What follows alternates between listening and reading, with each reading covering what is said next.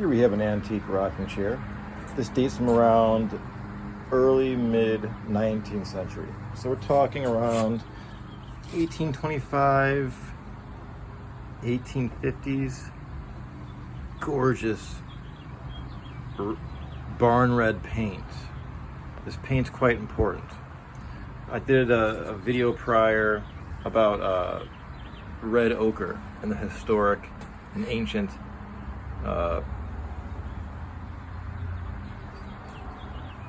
accounts of red ochre throughout time in various places throughout the world. And this is also an example. Red ochre was a very common pigment available to people, rural people throughout the world. From hematite, which is basically a rock, it could be found in many places, you could derive a pigment and it looks kind of like this. This is contemporary. This is done within the last, I'd say, 20 years or so, or earlier.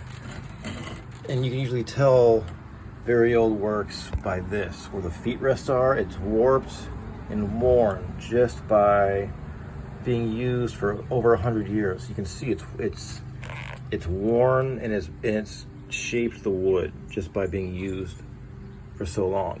That is extremely hard to replicate.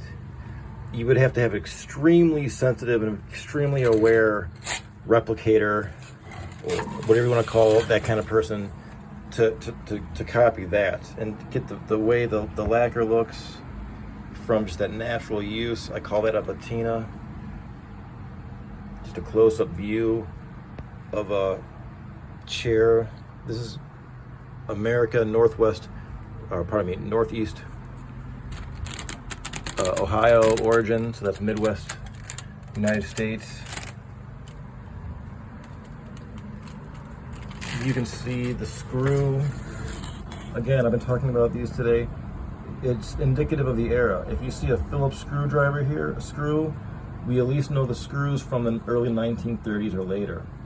That's when the Phillips screw, the cross screw, was invented. So this is earlier. These earlier screws were invented in ancient times. I believe there were patents throughout London in the early 1700s. So do your research and homework on the screws, the hardware. That can give you a good clue. Also, sometimes there's marks just from prior antique stores. This chair I found out in the wild, and it had a little antique store note on it. I think that note's antique. It's useful. You can see little splats of paint from the prior ownership. This is just worn. I love this. Look at that. Just by people putting their hands there for 50 plus years.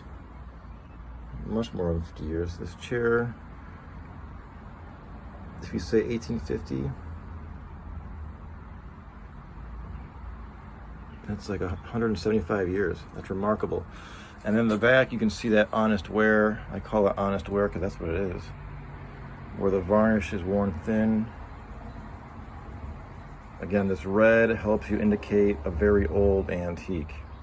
Other old colors are blue, like a dark sky blue, and a light green, not quite pastel, but a light green. Those are also very old colors. And by old, I mean,